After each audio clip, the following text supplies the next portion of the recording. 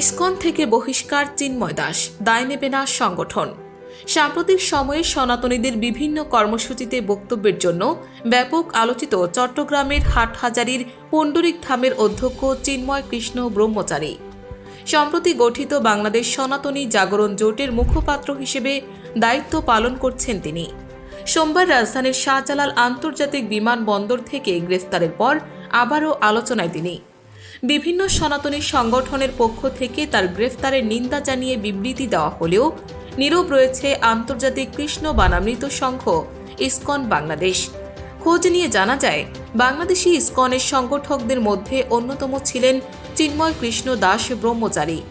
ভক্তরা তাকে ডাকেন চিন্ময় প্রভু নামে, কিন্তু সংগঠনের শৃঙ্খলা বিরোধী কার্যকলাপের কারণে তিনি সহ আরও কয়েকজনকে গত জুলাই মাসে ইসকন থেকে বহিষ্কার করা হয়।